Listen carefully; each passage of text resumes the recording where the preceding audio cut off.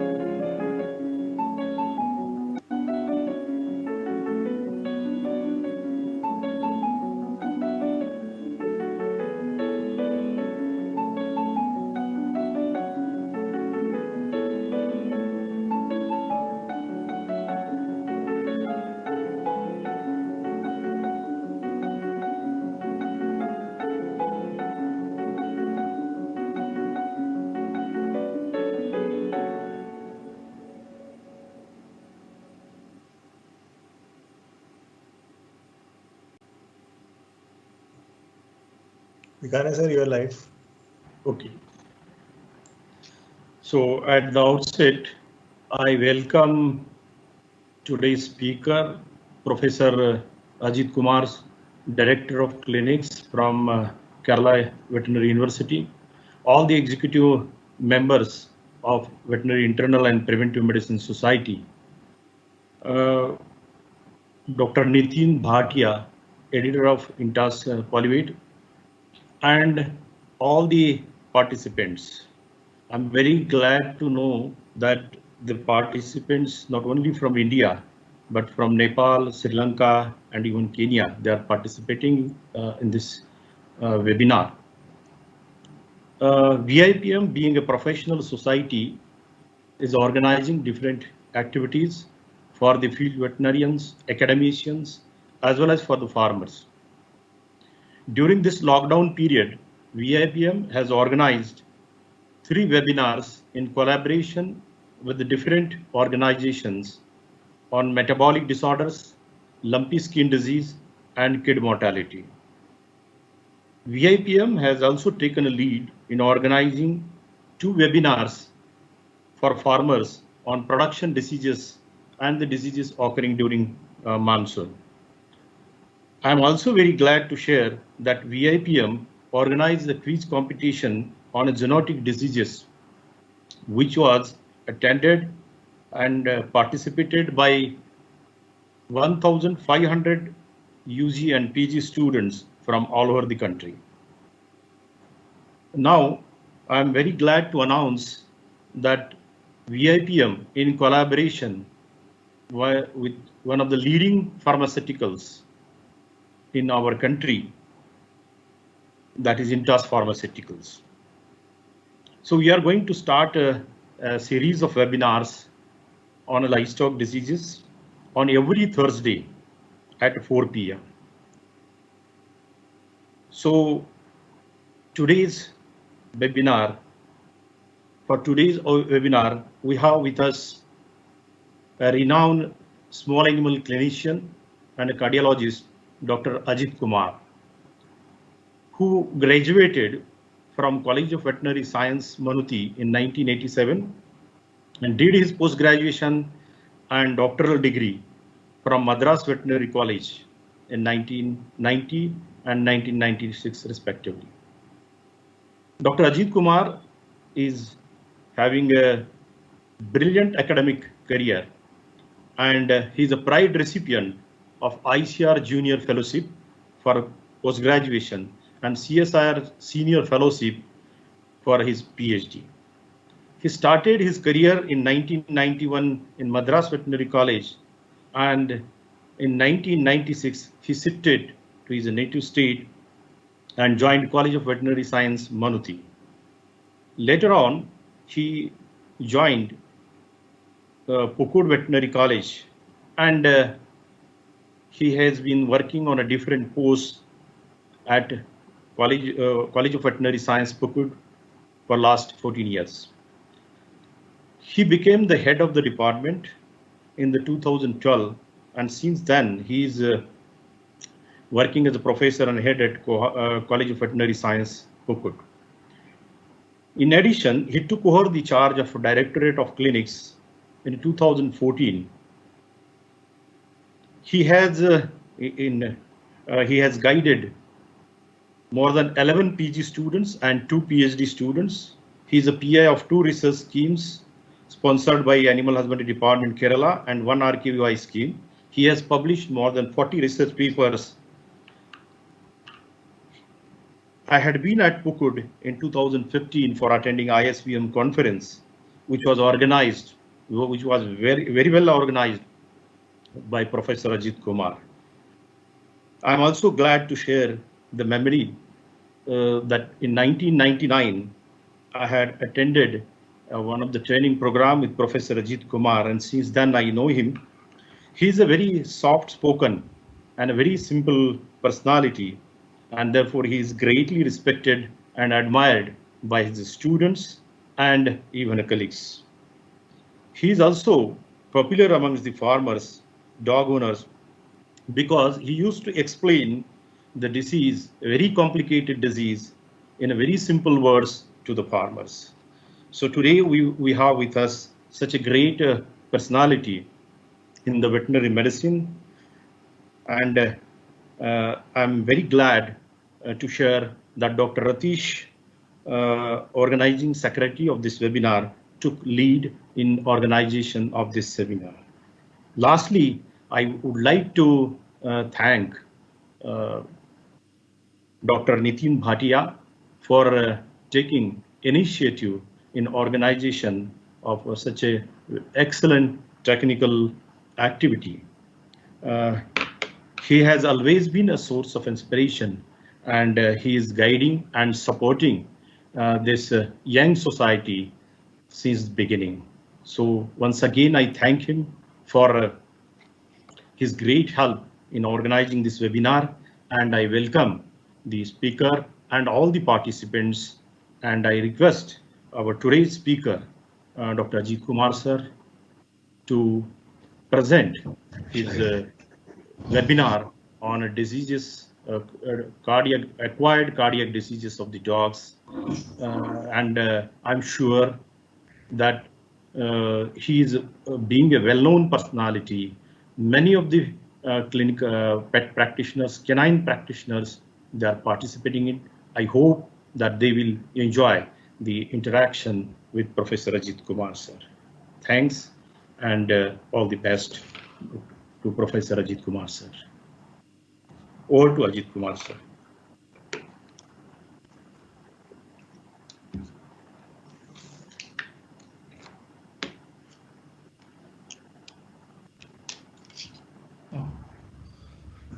Thank you, Dr. Bikane sir. Am I audible? Yes, sir? yes. Yes, sir. Yes. Okay. Okay. Can you able to see the screen? Yeah, all is done, sir. All is done. Okay. Shall I start? Hello. Yes, start, sir. sir. Start, sir. Okay. So our topic today is acquired cardiac disorders in dogs.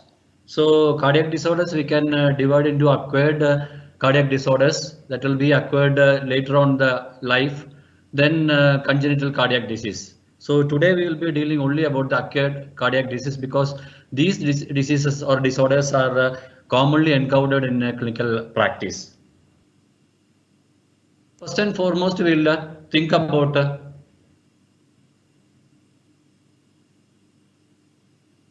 degenerative valvular diseases. 1 minute.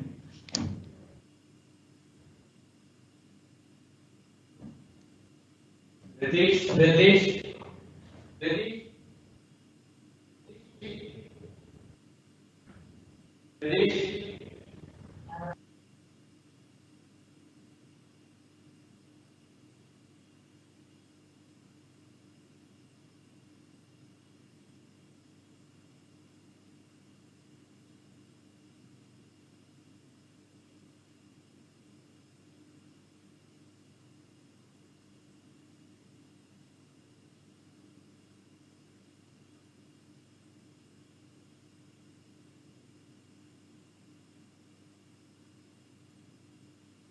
Sir, unmute yourself before you start, sir.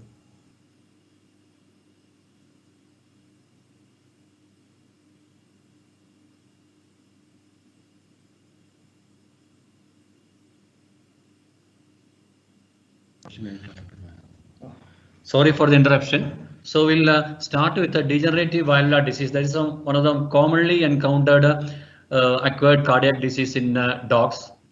So it is otherwise called as endocardiosis, and especially aged small breeds of dogs are highly prone for this condition. So once the dog crosses 7 years of age, so we have to closely monitor for this condition. So this is otherwise called as myxomatous mitral valve disease or MMVD, myxomatous mitral valvular disease, and this is common in small breeds of dogs, and large breeds of dogs also occasionally it will be affected, just like German Shepherds. Then some breed predisposition is there, genetic predisposition is there. That is in case of Chevalier King Charles Spaniel and Dachshunds. And in our situation, it is very common in Spitz. So other common breeds affected are Pomeranian, Miniature Poodle, Chihuahua, and Yorkshire Terrier. Then pathophysiology of MMVD, mitral valvular disease. So progressive collagen degeneration and accumulation of acid mucopolysaccharides within the leaflets of the valves and cause continued thickening. Then valve often bulges or collapses towards the atrium in systole. So during the systole, there is a chance of backward direction of this valve, so that there is a chance of regurgitation of blood back into the atria.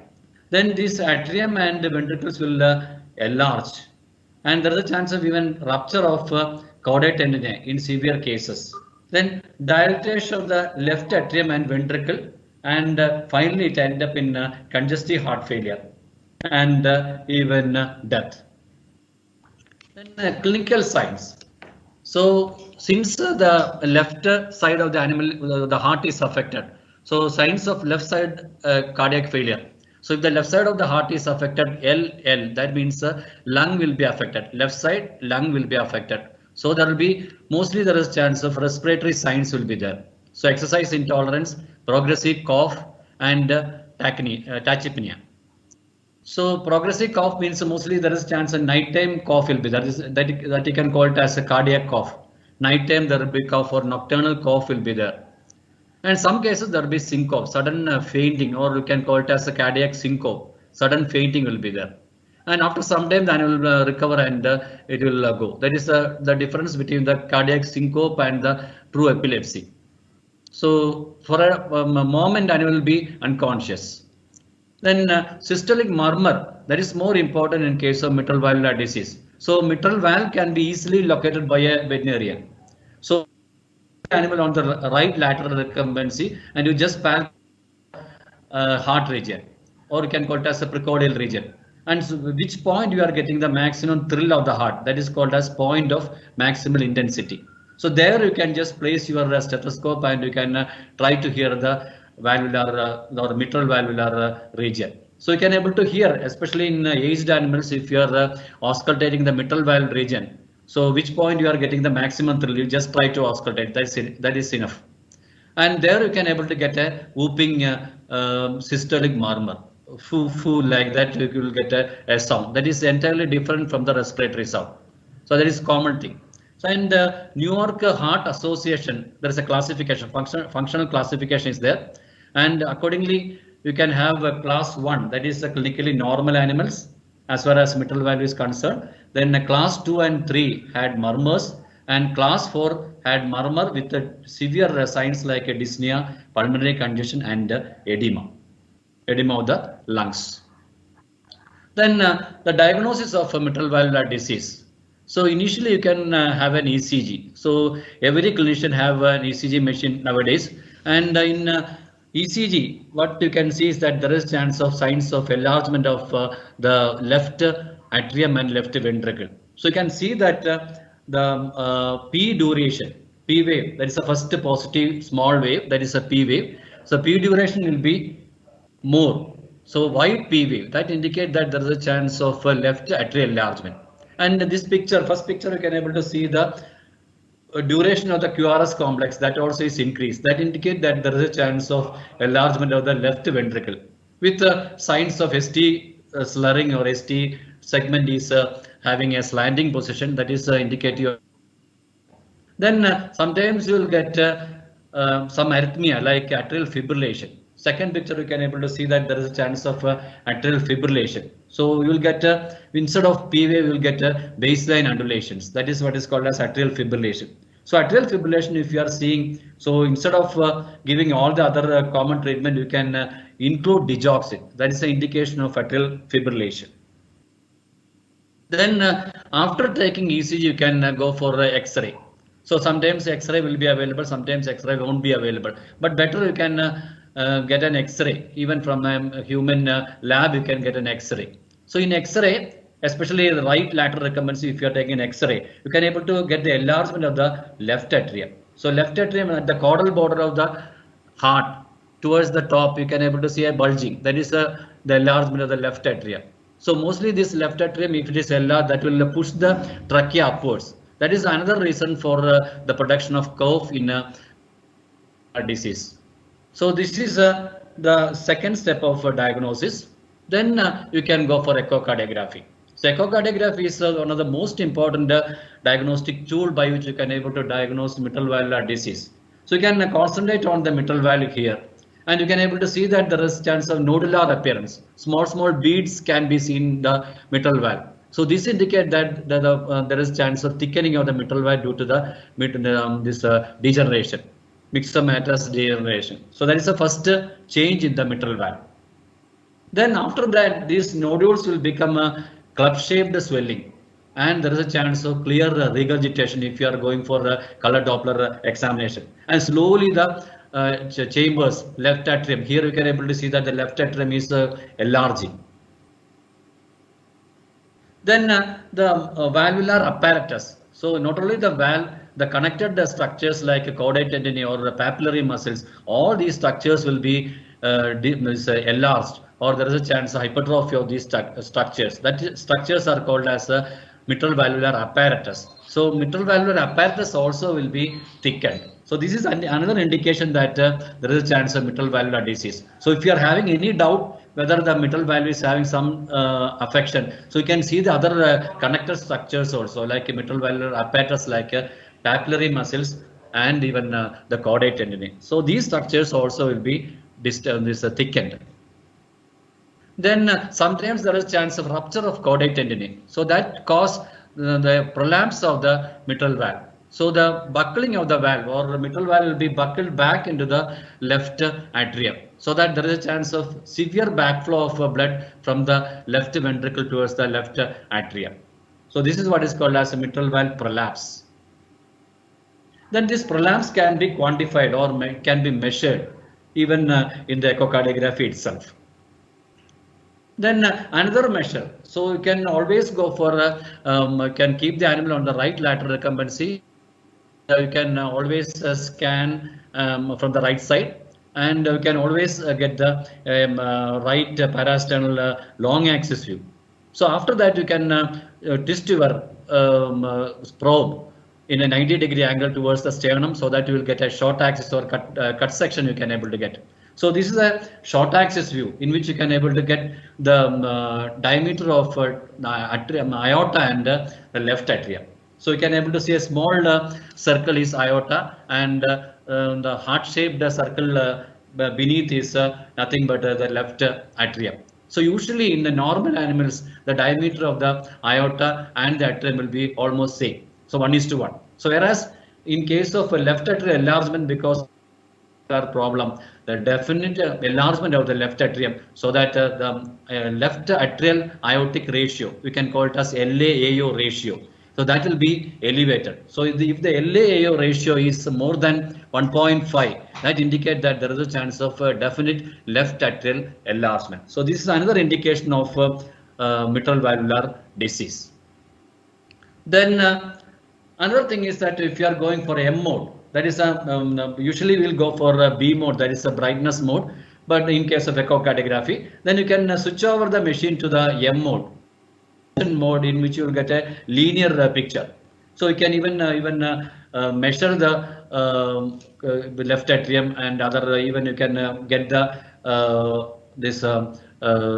the functions also. That is systolic functions like ejection fraction and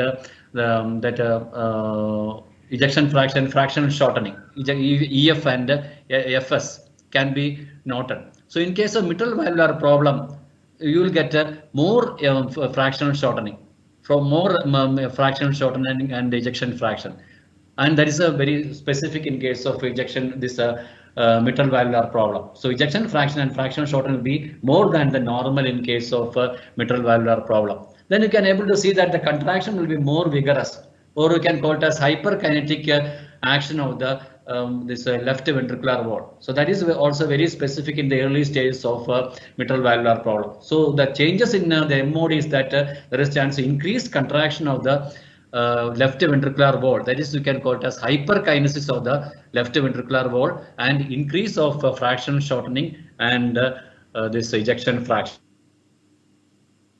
Then you can always switch over next to the color Doppler mode, and you can able to see the, or you can able to quantify, or you can just the mitral regurgitation is mild, moderate, or severe.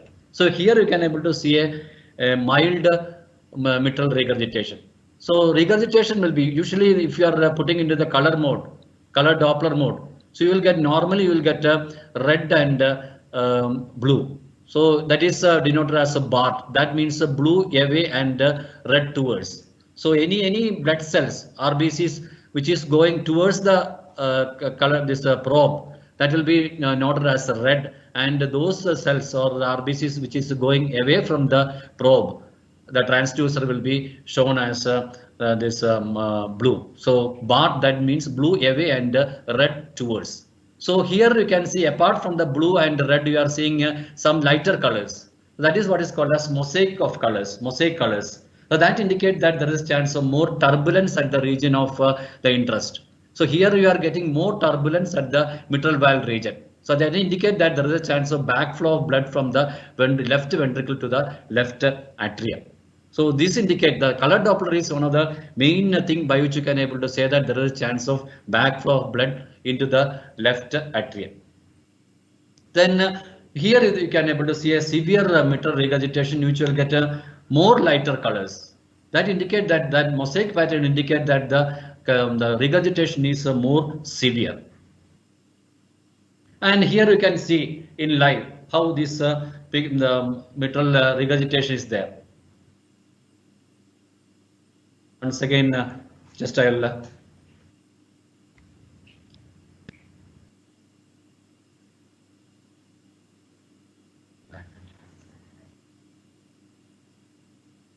so this is the picture by which you can able to see that there is a chance of a backflow of blood towards the left atria.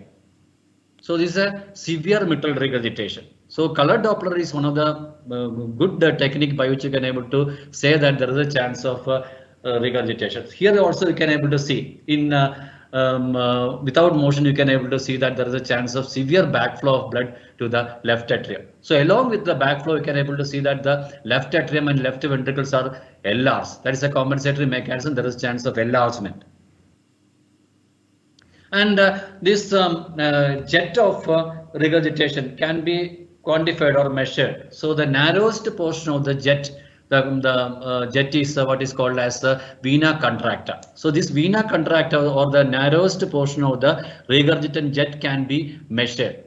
So that indicate or the length of the vena contracta indicate the severity of the backflow of blood. Then pulse wave Doppler also can be used. So you can change over to the pulse wave Doppler, and you can switch. You can just fix the window of the pulse wave Doppler thing at the mitral valve region, so that you will get a picture like this.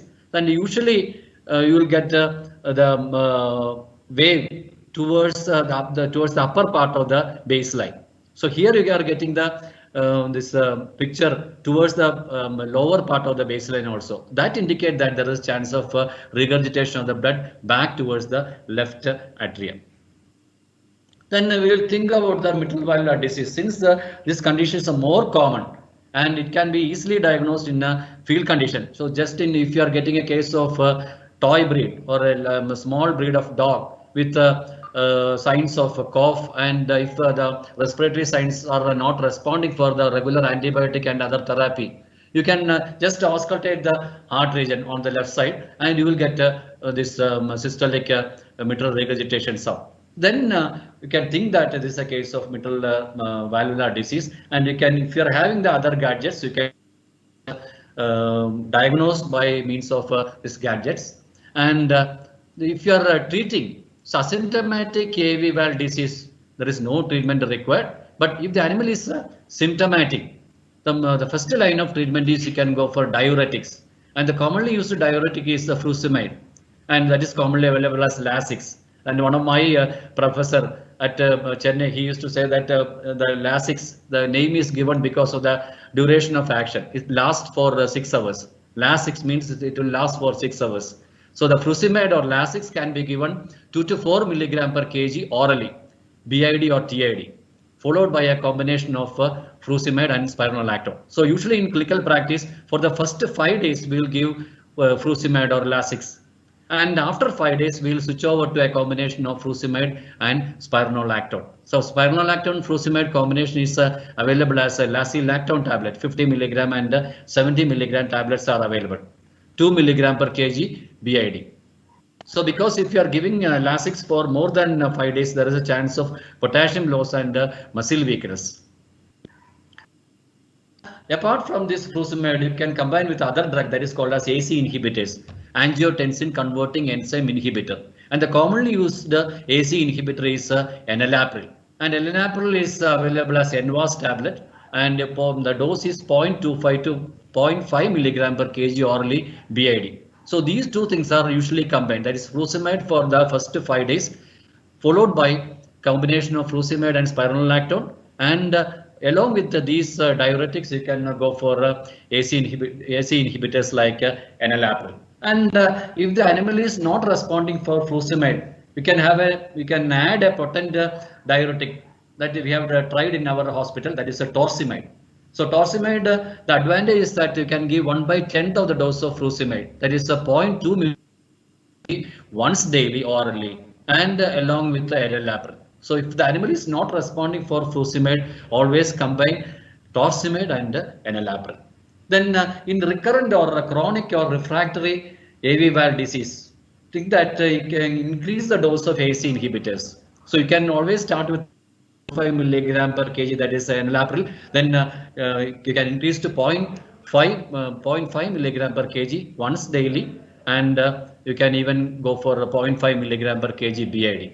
So according to the severity of the condition, you can select the dose. Increase the dose of diuretic, or you can add a second diuretic like a spironolactone, then a second vasodilator. So if it is not responding AC inhibitor, you can go for a second vasodilator like amlodipine, or you can add digoxin, especially in ECG. If you are getting atrial fibrillation, always you can add digoxin. That is, digoxin dose is 0.05 milligram per kg BID if the body weight is below 20 kg, and if the body weight is above 20 kg, you can go for another dose, that is 0.22 milligram per meter square. Then always you can think of the new drug, that is pimobendan. Pimobendan you can give 0.25 milligram per kg 12 hours interval orally. So at the last, you can have, just like a human beings, they are taking a handful of tablets. For the dog also you can give a handful of tablets. So many tablets you can give, and this can be maintained until the death of the animal. So in our experience, we can prolong the life of the animal for even 1 or 2 years. So that itself is a great achievement as a veterinarian is concerned. We will think about the next common condition, that is a dilated cardiomyopathy or DCM. And in mitral valvular disease, this is very common case of small breeds of dogs, but DCM is very common case of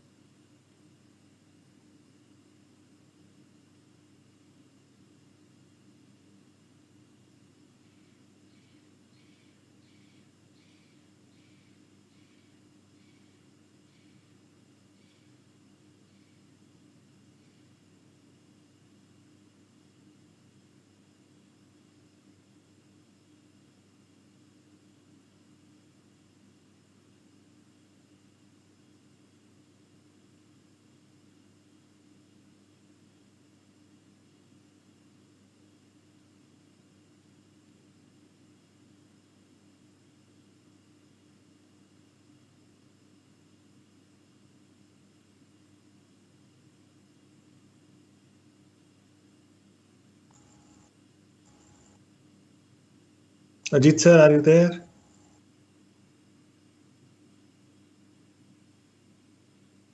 I think network.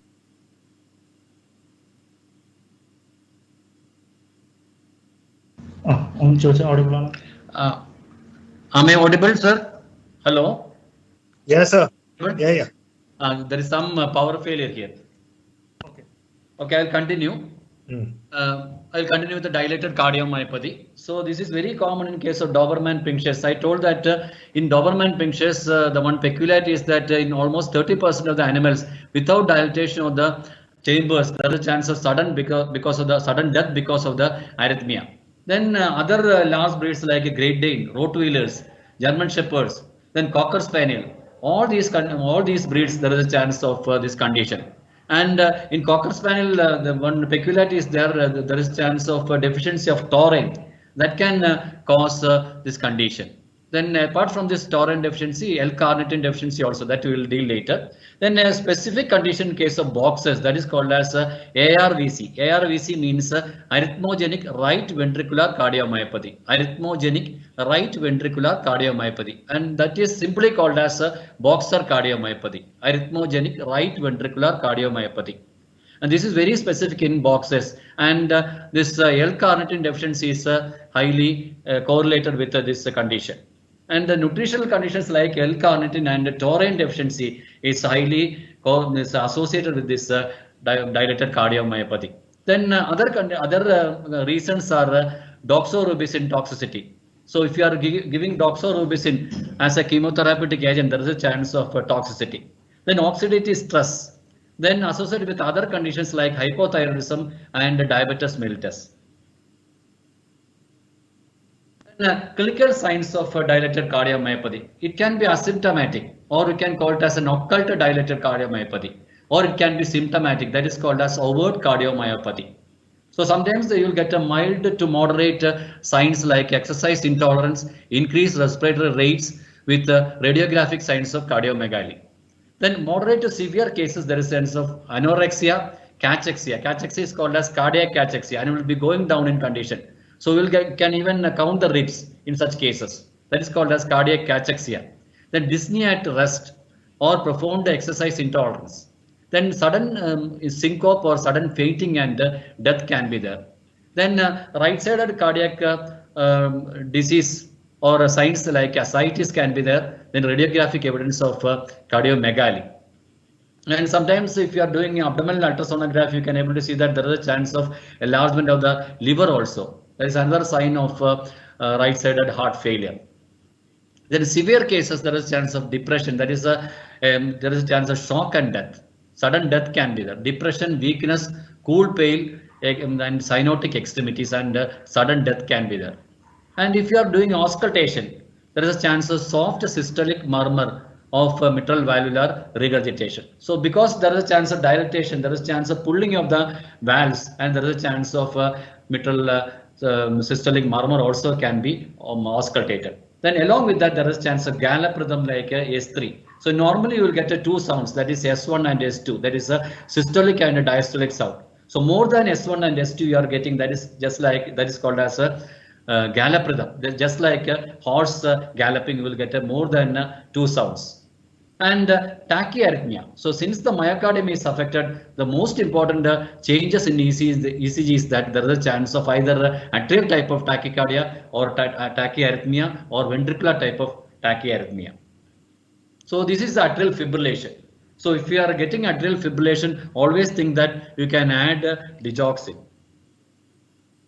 Then sometimes you'll get a ventricular type of premature contraction. This is the dreadful arrhythmia you can never encounter in veterinary practice. So the main feature of this ventricular premature contraction is that you won't get any particular P wave. Instead of P wave, you will get instead of the absence of P wave will be there. Instead of that, you will get some abnormal QRS complex, or you can call it as bizarre QRS complex. Abnormal shape of QRS complex without a P wave. That indicates that there is chance of ventricular premature contraction or VPC. So that indicates that there is chance of myocardial problem in the ventricles.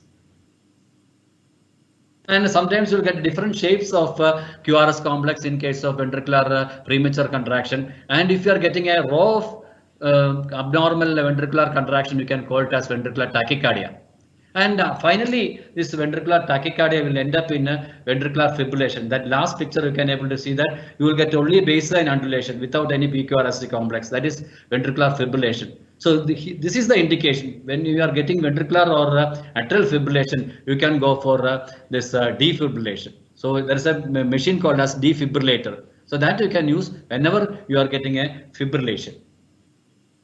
So this is a live case of dilated cardiomyopathy. You can able to see that there is a chance of enlargement of the left atrium along with the other chambers like a left ventricle. So here the prominent change is that there is a chance of enlargement of the left atrium. So not only the ventricles, the other chambers like atrium also can be enlarged in case of dilated cardiomyopathy.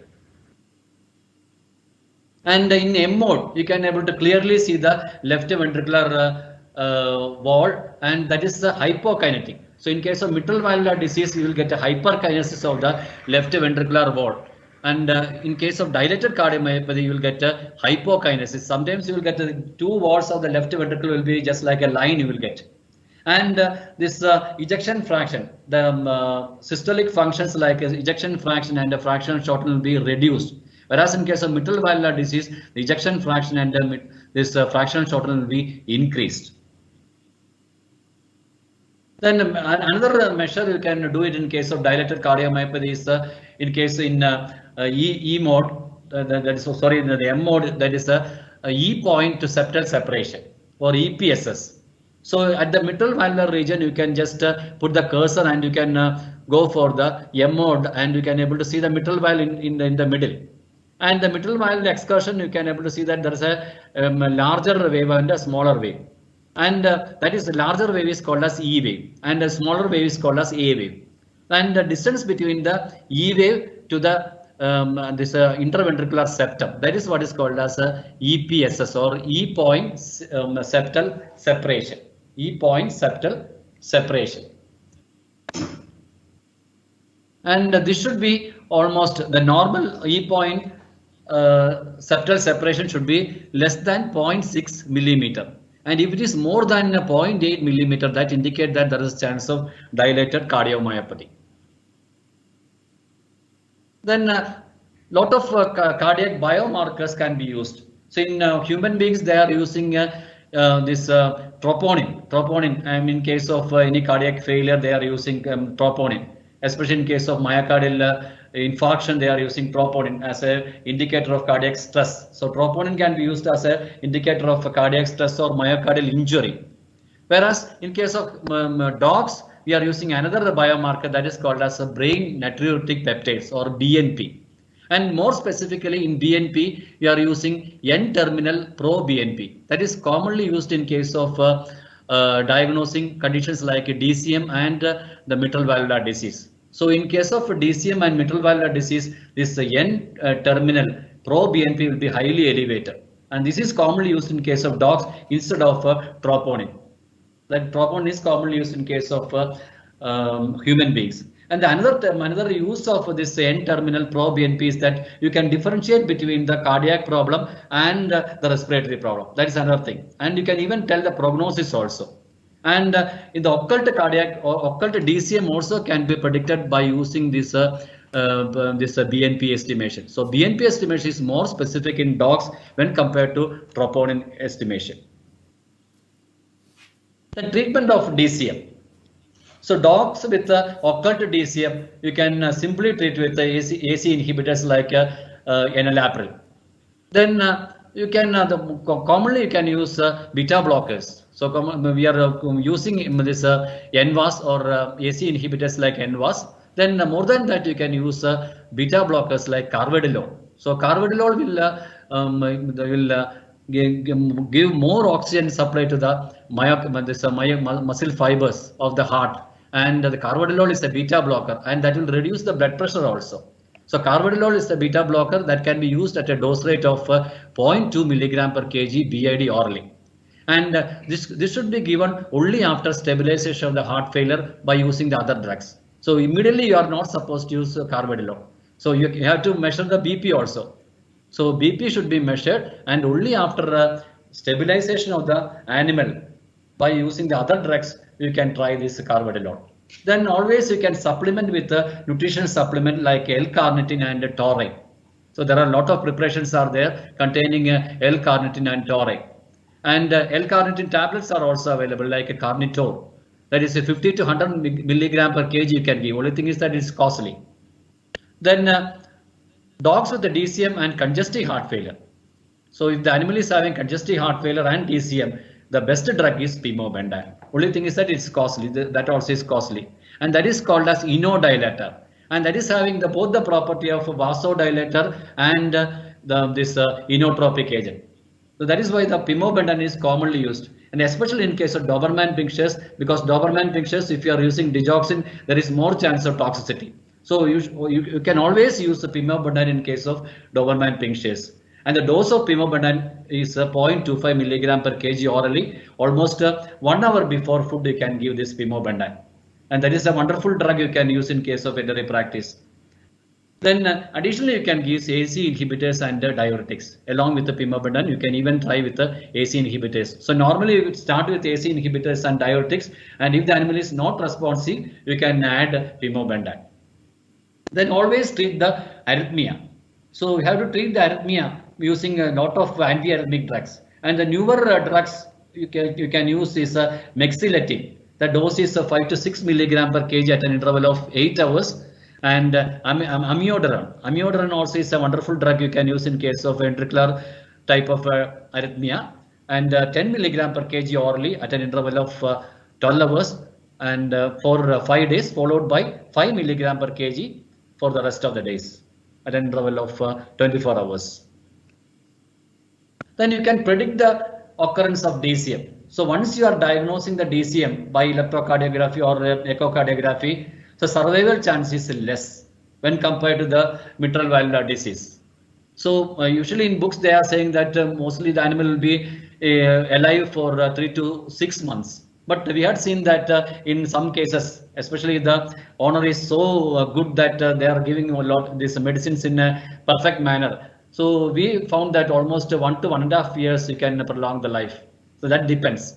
So negative predictors of survival includes age of the onset. So if the age is more, the chance of survival is less. Then animals with a pleural effusion, lot of pleural effusion, pulmonary edema, ascites, then atrial fibrillation, the chance of survival is less.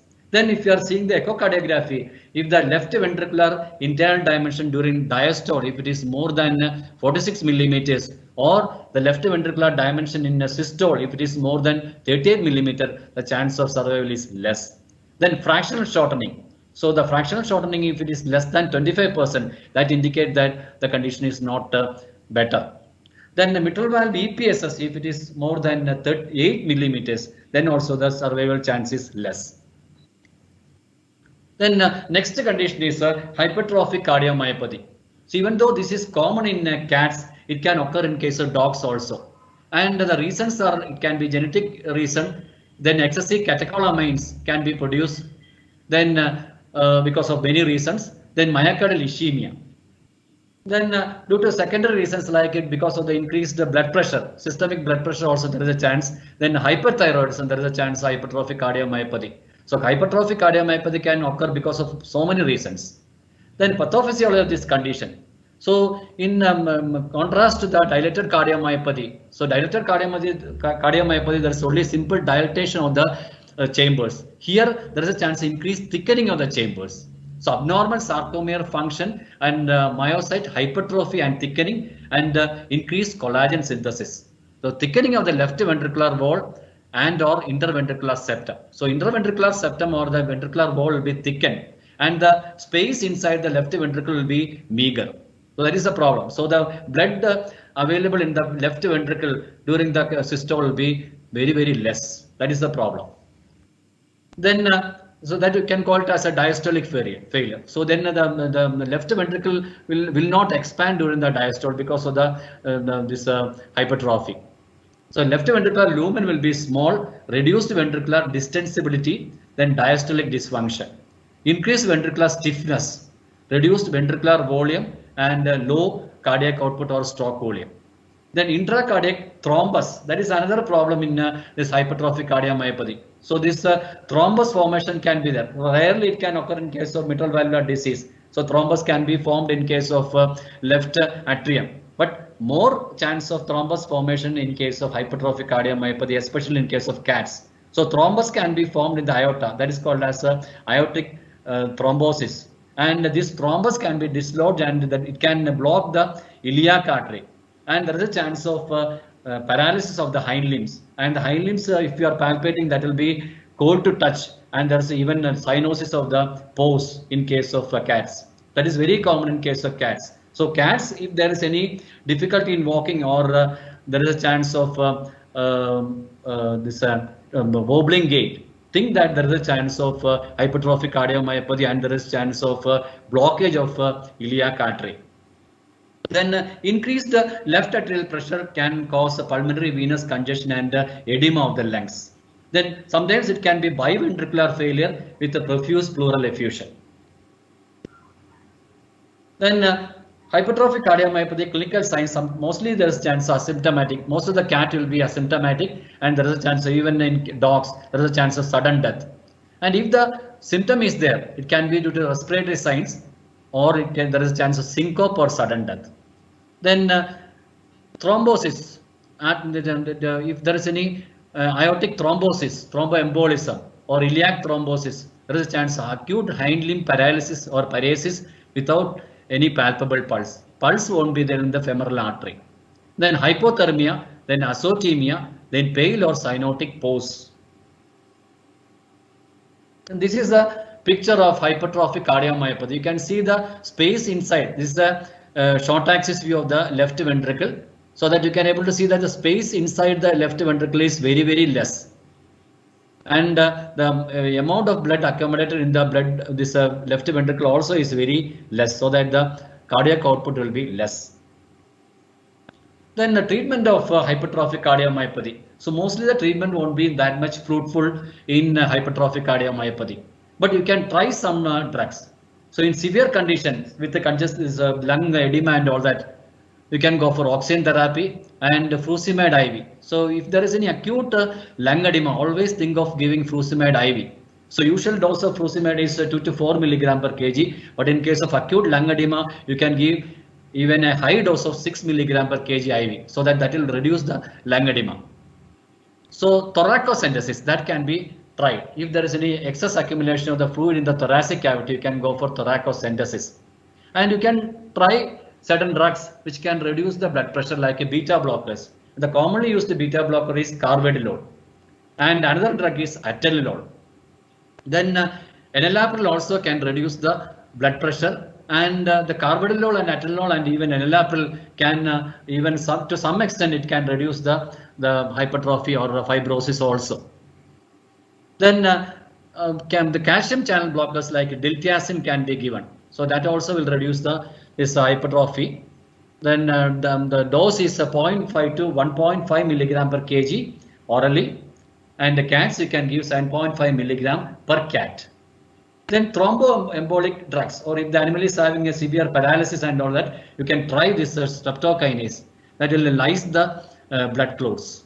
So the dose is 90,000 unit IV over 20 to 30 minutes, followed by 45,000 unit per hour for 3 hours as a continuous rate infusion, or constant rate infusion, that is CRI. So you should require a syringe pump for constant rate infusion. Then anti-thrombotic prophylaxis. So you can, along with the drugs, if the animal is not having a severe paralysis and all that, you can try this anti-thrombotic prophylaxis. So one drug is called as clopidogrel, and that is commonly given in case of human beings. The dose is 2 to 4 milligram per kg at an interval of 24 hours, and cats a total dose of 18.75 milligram per cat. Then aspirin, commonly given in case of dogs. So low dose of aspirin can be given. So that will also prevent the thrombus formation. So 0.5 milligram per kg orally, 12 hours interval. Then cats total dose is 5 milligram per kg milligram per cat at an interval of 72 hours. Then pericardial effusion and cardiac tamponade. So there is a last condition, that is acquired cardiac disease.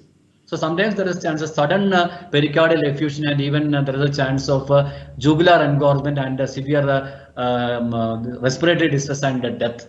So it can be idiopathic, pericardial effusion can be, and cardiac tamponade. So what is cardiac tamponade means there is external pressure to the heart, that is called as cardiac tamponade. So one of the main reason for cardiac tamponade is the pericardial effusion. So idiopathic pericardial effusion can occur in case of middle-aged to large and giant breeds of dogs, and it can be due to bacterial infections like pericarditis. Then left atrial rupture, sudden left atrial rupture can occur in case of advanced case of degenerative valvular disease. Then cardiac neoplasia, that is one of the main reason for this pericardial effusion. Cardiac heart-based tumors like hemangiosarcoma, then thyroid or parathyroid tumors. So ectopic location of thyroid or parathyroid tumors at the heart base that can cause this pericardial effusion. Then cats, the disease like feline infectious peritonitis, cardiomyopathy, then heart-based tumors and lymphosarcoma are some of the cause for pericardial effusion. Then pathogenesis of pericardial effusion. So sudden accumulation of the pericardial fluid is more dangerous than chronic accumulation of the pericardial fluid. So the signs also will be, or even death will be more due to the sudden occurrence of pericardial fluid accumulation. So the amount of pericardial fluid is not the criteria. The time of occurrence of time or speed by which the pericardial fluid is accumulating, that is more important. So accumulation of pericardial fluid can be there and increased intrapericardial pressure. So if the pericardial fluid is more, the inside of the heart, the intrapericardial pressure also will be increased. So increase the filling pressure to the right and left ventricle. So if the excess pressure is there or if the heart is under pressure, so whatever the blood coming into the heart is not properly received. So that is increase the filling pressure of the right and left ventricles. So when the intrapericardial pressure rises to or equal or even exceeds the right ventricular pressure, the cardiac output also will be reduced. And what will happen means that the blood coming into the heart will be lodged in the venous system. So there is a chance to increase the venous pressure. So venous pressure will be elevated, and the veins in the lungs or the systemic organs will be having the venous congestion, and there is chance of enlargement. So signs of systemic venous congestion like ascites or pleural effusion, and there is a chance of even the death will be there. So sudden accumulation of effusion, there is chance of cardiogenic shock and sudden death. So clinical findings depends on the rate of rise in intrapericardial pressure. So depending on the rate of fluid accumulation, the clinical signs can vary. So acute pericardial effusion. So all on a sudden the pericardial fluid is accumulating. So rapid developing cardiac tamponade, acute hypotension. So blood pressure will be drastically reduced, and cardiogenic shock. And sometimes there will be weak pulse. So you can, in field condition, you can always see the pulse. So if there is any reduction of the blood pressure, the pulse will be very weak and fast. So fast and weak pulse indicate that there is chance of reduced blood pressure. Then weakness, dyspnea, and collapse and death. Then chronic pericardial effusion. So you will get the animal will get more time, and there is chance of more compensating mechanism. And if you're auscultating, you will get a muffled heart sound. Muffled heart sound means the heart sound is not clearly audible, or heart sound is not audible because of the fluid accumulation. That is called as a muffled heart sound. And weak arterial pulse, distended systemic veins. The jugular vein will be distended in such condition. And in dogs, it is very difficult to note the distension of the jugular vein, just like in case of TRP in case of cattle. So in case of dogs, if you are suspecting that there is chance of jugular distension, always shave the area of jugular vein and see for the distension of the jugular vein. Then there is a test called as hepatojugular reflux. Hepatojugular reflux means because of the accumulation of the venous blood in the liver, there is a chance of enlargement of the liver. And if you are palpating, or if you are just applying the pressure at the costal area, ventral area just behind the costal arch, if you are just applying pressure at the region of the liver, if you are applying the pressure, there is a chance of distension of the jugular vein. That is called as hepatojugular reflux. That also indicates that there is a chance of hepatomegaly because of the heart problem. right-sided heart failure. So signs of right-sided heart failure like hepatomegaly, ascites, then a pleural effusion, jugular venous distension, then a positive hepatojugular reflux. It is not reflux, it is reflux. Then diagnosis of the pericardial effusion. So you can always go for radiography. So radiography, the cardiac silhouette, the losses its angle and the waist, and it will become globoid in shape. So if you can see the heart. So heart is not having any shape. So it will become just like a pumpkin. It will have a globoid shape. So that, and you won't get any separation of atrium and ventricle and other things. So this is what is called as this indicate that there is a chance of pericardial fluid accumulation. So globoid shape of the heart indicate that there is a chance of fluid accumulation in the pericardium. And along with that, some of the cases there is a chance of excess of thoracic fluid accumulation. So if there is any thoracic fluid accumulation, you will get a ground glass appearance. So without even you are not supposed, you cannot see the heart also. Cardiac area also is not visible. So this indicates that there is chance of excess fluid accumulation in the thoracic cavity. Then if you are subjecting the animal for ECG, if there is any excess thoracic fluid, the amplitude of the R wave will be highly reduced. It will be less than 0.5 millivolt. That indicates that there is chance of thoracic fluid. So this is a case in case of pleurisy also. So if there is any accumulation of the fluid in the pericardium, you will get another pattern of ECG that is called as electrical alternance. So electrical alternance means the height or the amplitude of the R wave will be changing from beat to beat. That is called as electrical alternance.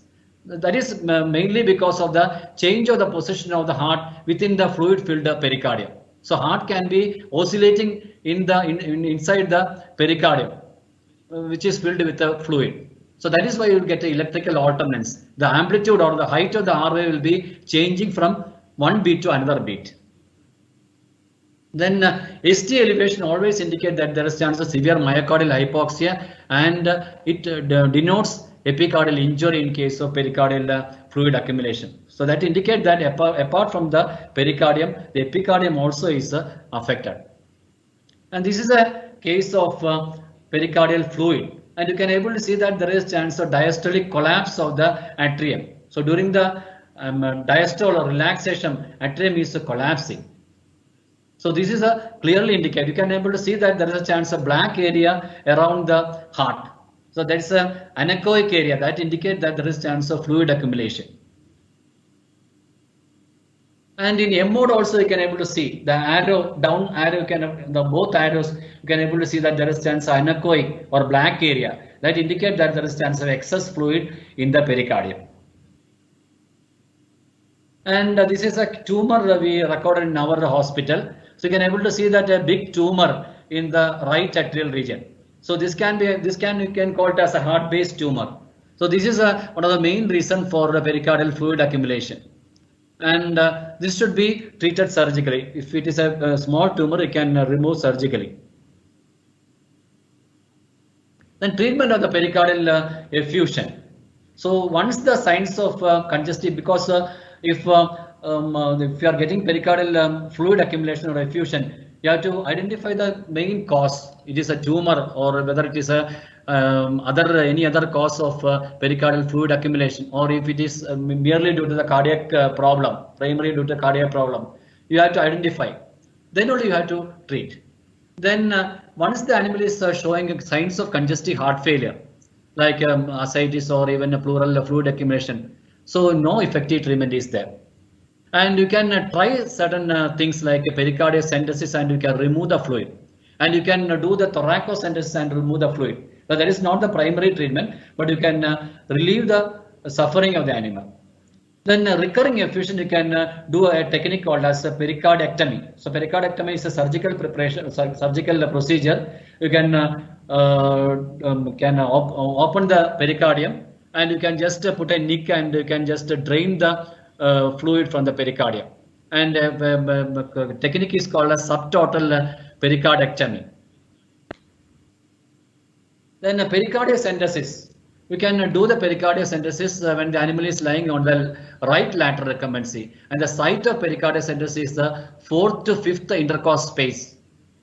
lateral to the sternum, so that the trauma to the lungs can be minimized. Then animal on the right lateral recumbency, and always you have to do the pericardiocentesis with the ECG and echocardiographic monitoring.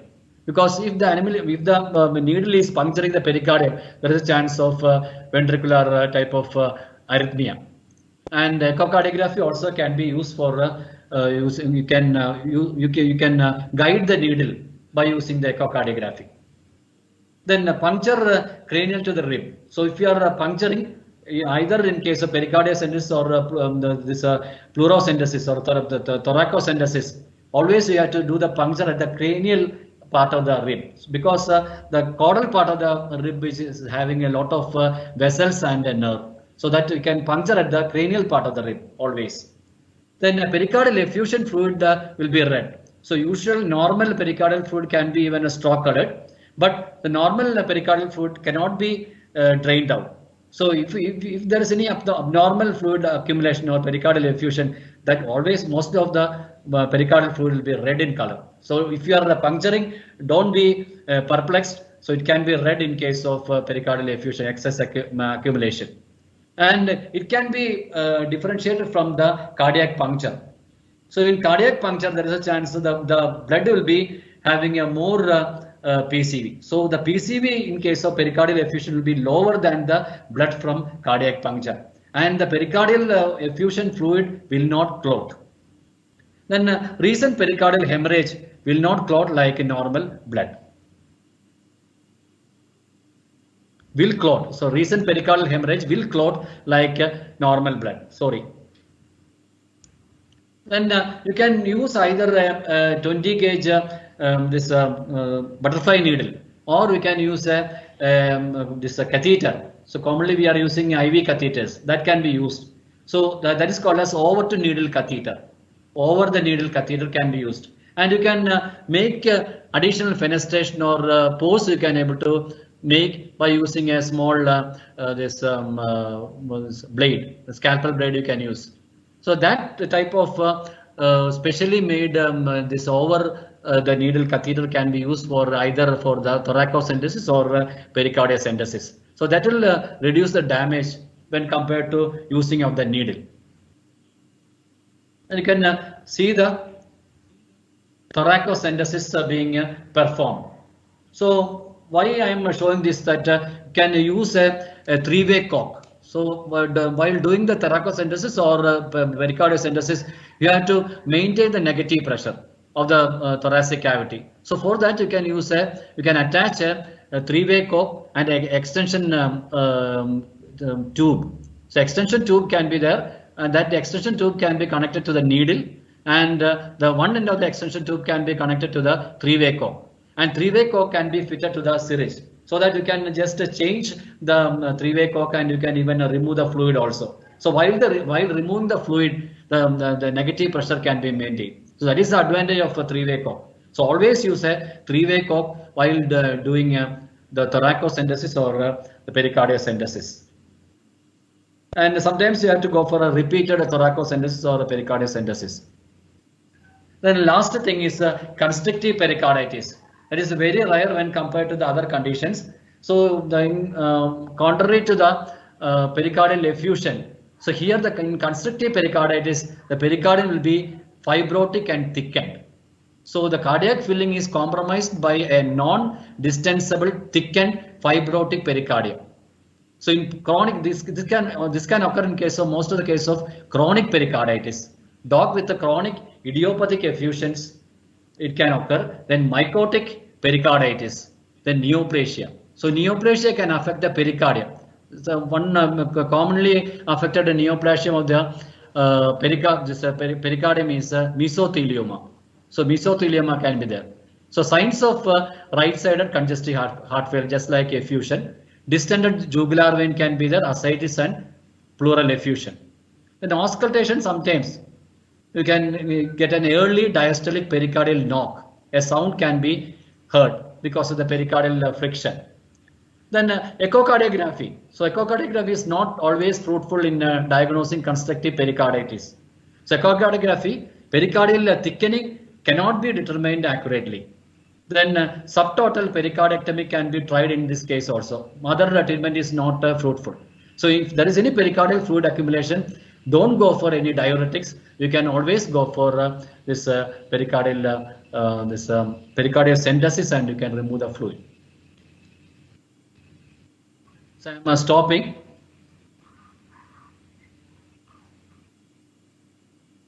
So thank you for giving me an opportunity for presenting this online. Thank you, sir.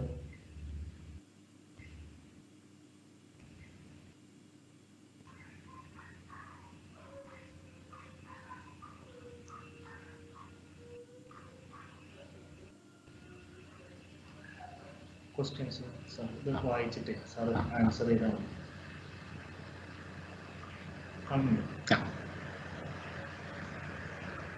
സാറിന് പറഞ്ഞാൽ മതി. Selected questions.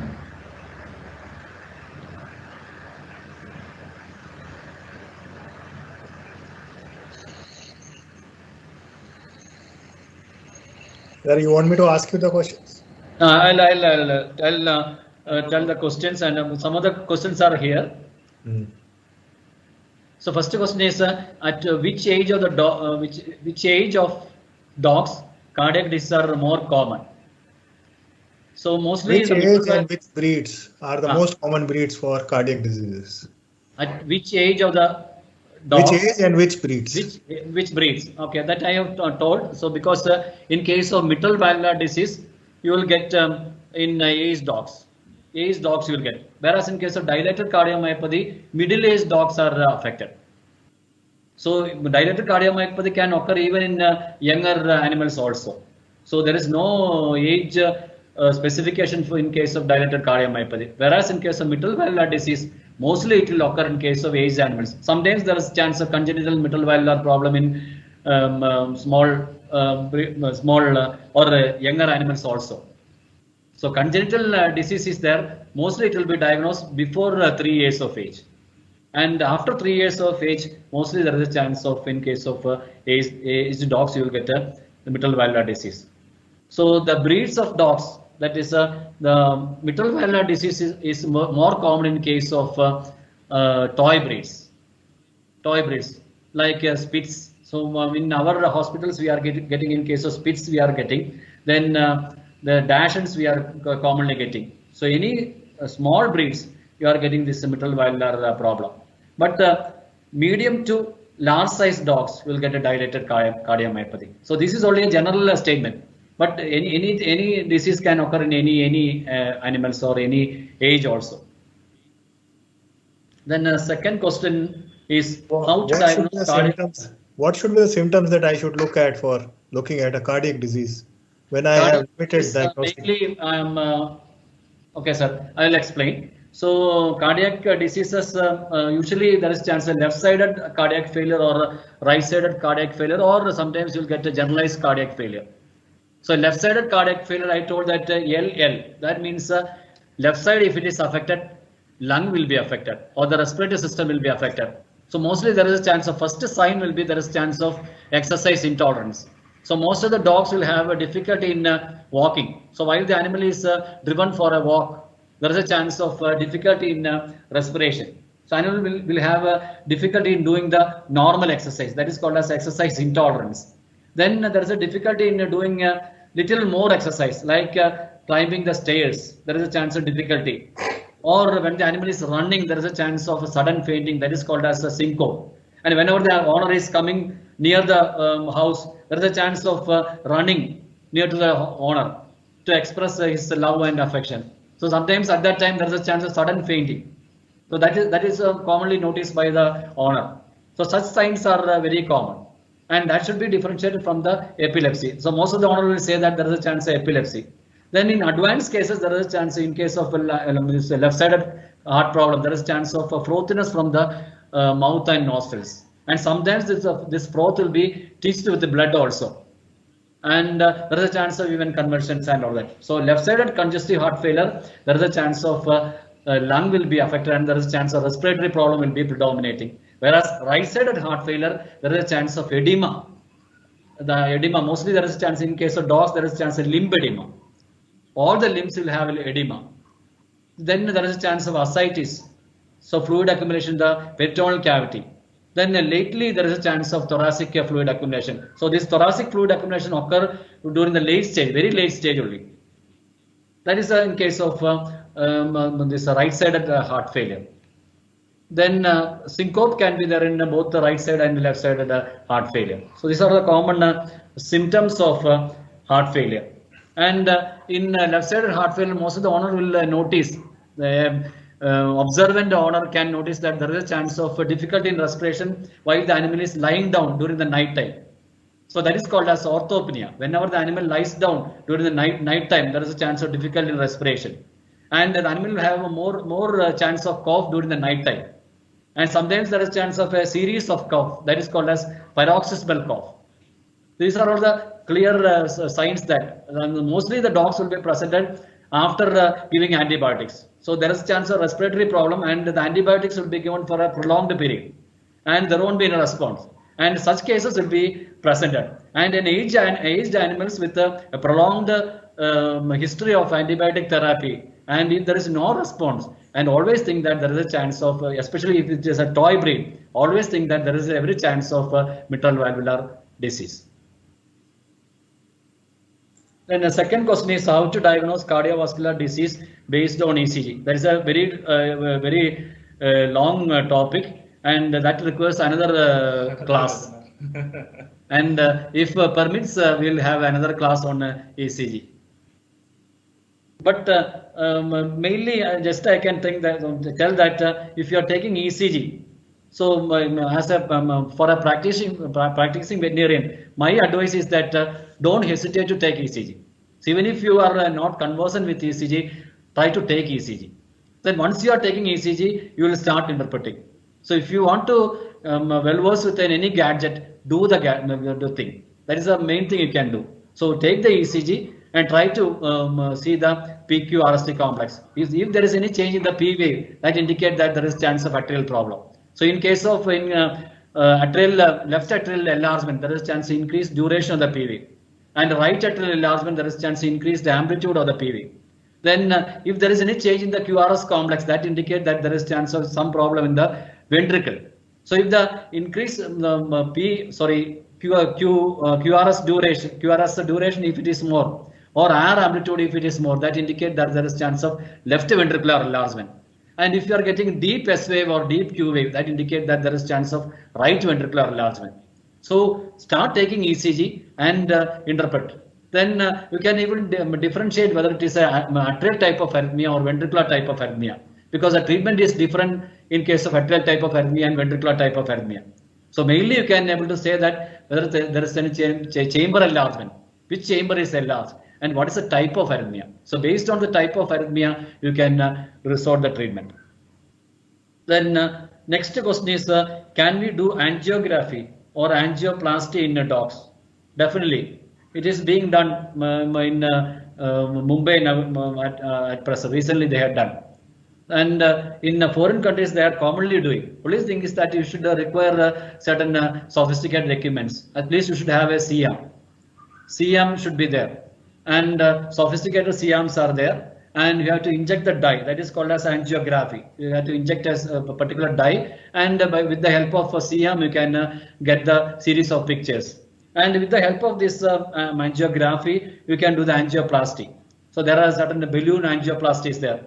So even if there is any narrowing of this mitral orifice, you can pass the catheter through the this artery or jugular vein. Mitral valve means you can pass through the jugular vein, and you can just approach the particular site, and you can just do the balloon angioplasty. So that is being done in foreign countries regularly, especially in colleges and all that. But in India, it is in a primitive stage. So one private veterinarian at Mumbai, he claims that he had done this technique. I don't know the outcome and all that. Then does aging causes acquired cardiac disease in dogs, and what are the infectious causes of it? So I told some of the infectious causes. So sometimes there is chance of some injury from outside that can even cause even pericardial effusion, or there is a chance of this a diaphragmatic hernia. So sometimes there is a chance of diaphragmatic hernia that is called as a peritoneo-pericardial herniation. So that can also cause pericardial problem. So a lot of things can be there. Then hematogenous infection also can cause a pericardial infection. Then how can we diagnose cardiac disease in field condition? So that is I told. So you can closely observe the clinical signs. So once the animal is presented, and if the animal is aged and the animal is showing respiratory signs, or the animal is showing syncope, and if it is not responding with the usual treatment like antibiotics or bronchodilators, think that there is a chance of cardiac problem. And always use your stethoscope. So you can use your stethoscope and always you can see the mitral regurgitation sound. That is the easiest method or easiest murmur you can auscultate. So you try to auscultate at the left side where you are getting the maximum thrill of the heart. So easiest point. So while auscultation of the heart valves, you can always use the bell portion of the stethoscope. Don't use the diaphragm portion of the stethoscope. You can always use the bell portion of the stethoscope and you can all try to auscultate. And you will get a shoo shoo shoo sound. Shoo shoo shoo shoo. Like that you will get a sound. Just like a respirator sound. That's a very typical. So if you are having any doubt, what you can do is that you can just ask the owner to close the mouth and nostrils so that you can able to clearly hear the sound from the mitral valve. So mitral systolic regurgitation sound can be clearly audible. And if you are having any doubt, you try to auscultate the lung also. So lung sound will be clearly different from the systolic mitral regurgitation sound. So mitral regurgitation sound will be along with the heart sound, whereas the respiration sound will be, so lung sound will be along with the respiration. That can be easily done. Then always palpate the pulse in field condition. So while auscultating the heart, simultaneously you can auscultate the heart and pulse. So see whether all the heartbeats are producing the pulse beat. So if all the heartbeats are not producing the pulse beat, that condition is called as pulse deficit. So heartbeat will be more than the pulse rate. That is called as pulse deficit. That indicates that there is chance of some myocardial problem. So that also you can able to see. Simply you can able to see. Then I told that in case of pericardial problem. So since the heart is not pumping blood properly, so the heart is not receiving the blood properly because of the cardiac tamponade, and the heart is not pumping blood properly. So the pulse will be very weak and fast. So weak and fast pulse indicate that there is a chance of some this cardiac tamponade. So all these things can be correlated. So simply you can correlate these things. And any field veterinarian can purchase an ECG machine. So second-hand ECG machine will cost only about 2,000 rupees or 3,000 rupees. So if the newer machines comes in the human hospitals, they will sell it, and you can get it refurbished machine. So there are separate site for purchasing these refurbished machines are there. So always a field veterinarian or a private veterinarian can purchase these refurbished machines and you can use it. So field condition also you can diagnose cardiac conditions.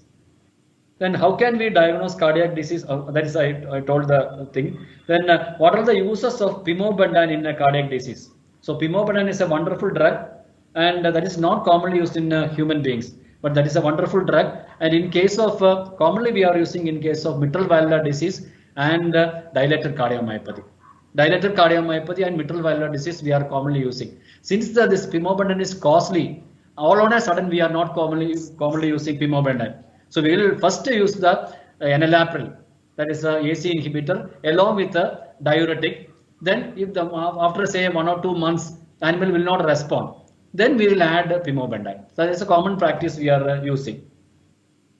Then along with the salt restriction, always tell the owner that you are not supposed to, or you can reduce the salt in the diet. And there are special cardiac diets are there. So even there is a diet called as cardiac diet, that is in by the I think Royal Canin. There's a cardiac diet is there. So prescription diets like cardiac diets can be used in such conditions like dilated cardiomyopathy, or you can supplement with the taurine and L-carnitine.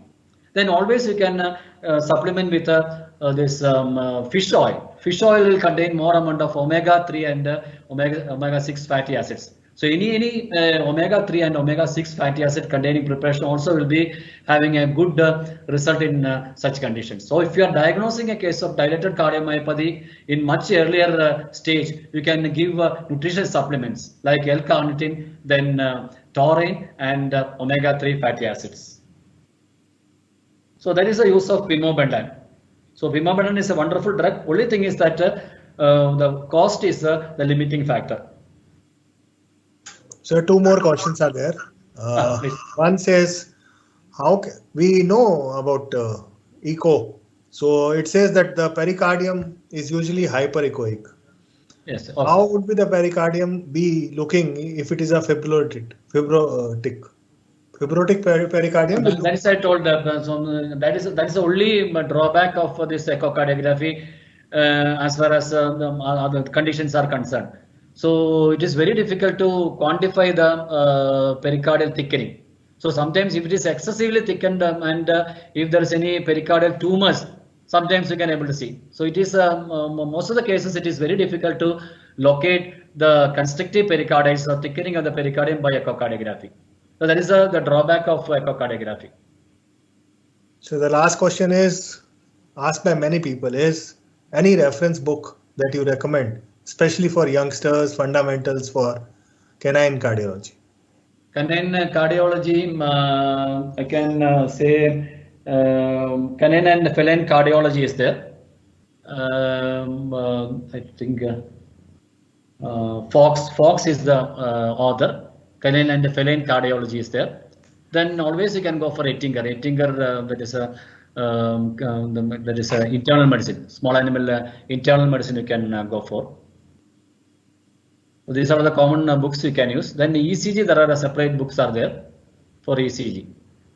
Bolton, so many books are. Bolton is one of the easy book you can use in case of ECG. I think with that we come to the end of the webinar. All questions broadly have been answered. We thank Dr. Ajit for being there, being a part of the webinar and explaining us about acquired cardiac diseases in dogs. We thank all the audience.